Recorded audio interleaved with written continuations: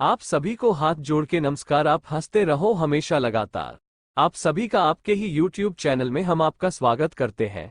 चलिए कहानी शुरू करते हैं। चैनल पे नया हो सब्सक्राइब करना और लाइक एंड शेयर करना मत भूलना। धन्यवाद। रावण एक राक्षस कुल का राजा था जो अत्यंत ही बलशाली, महापराक्रमी योद्धा और एक परम शिव भक्त था। लेकिन इसके साथ ही वो शास्त्रों का प्रखर ज्ञाता, प्रकाट विद्वान, पंडित एवं महाज्ञानी था। जब धरती पर उसका पाप बढ़ गया तब भगवान विष्णु ने राम के रूप में धरती पर जन्म लेकर उसका नाश किया था। रावण ने मां सीता को बंदी बना रखा था और इस एक पाप की वजह से ही उसका अंत हुआ। लेकिन रावण शक्तिशाली योद्धा होने के साथ साथ बहुत ही ज्ञानी और विद्वान भी था।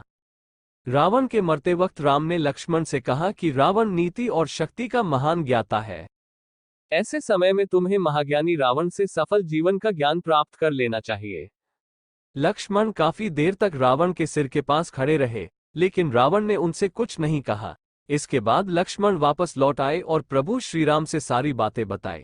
तब भगवान राम ने लक्ष्मण से कहा कि अगर किसी से ज्ञान प्राप्त करना हो तो उसके चरणों के पास खड़े होना चाहिए, न कि सिर के पास। ये बात सुनकर लक्ष्मण वापस रावण के पास गए और उसके पैरों के पास खड़े हो गए।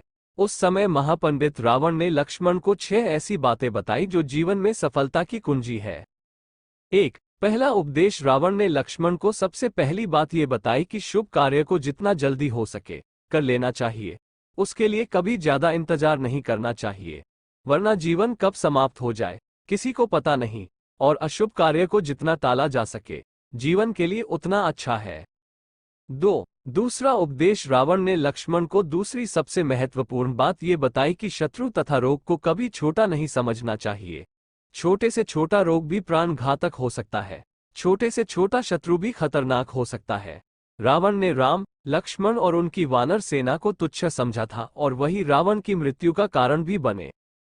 3. तीसरा उपदेश। रावण ने लक्ष्मण को तीसरी ज्ञान की बात ये बताई कि अपने जीवन से जुड़े राज को यथासंभव गुप्त ही रखना चाहिए।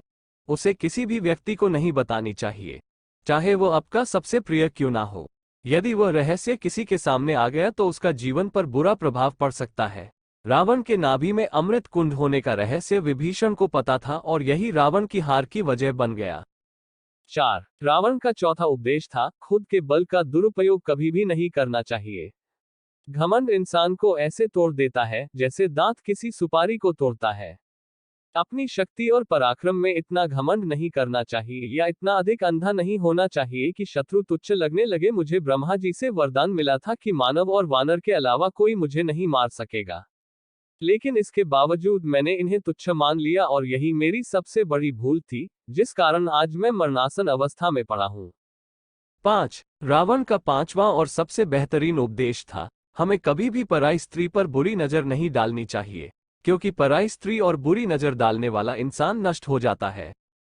6. राजा का पाठ। रावण ने लक्ष्मण को राजनीति और राजकौशल के बारे में भी बताया। अपने सारथी, अपने द्वारपाल, अपने रसोइये और अपने भाई के शत्रु मत बनो, वे तुम्हें कभी भी नुकसान पहुंचा सकते हैं। यह मत सोचिए कि आप हमेशा विजेता हैं, भले ही आप हर समय जीत रहे हों। जो मंत्री आपकी आलोचना करे उस पर हमेशा भरोसा रखें। कभी भी यह न सोचे कि आपका शत्रु छोटा या शक्तिहीन है। जैसा कि मैंने हनुमान के बारे में सोचा था, कभी मत सोचिए कि आप सितारों से आगे निकल सकते हैं। वे आपके लिए वही लेकर आएंगे जो आप चाहते हैं। या तो ईश्वर से प्रेम करें या घृणा करें, लेकिन दोनों ही अपार और मजबूत होने चाहिए। महिमा पाने के लिए उत्सुक राजा को लालच का सिर उठाते ही उसे दबा देना चाहिए।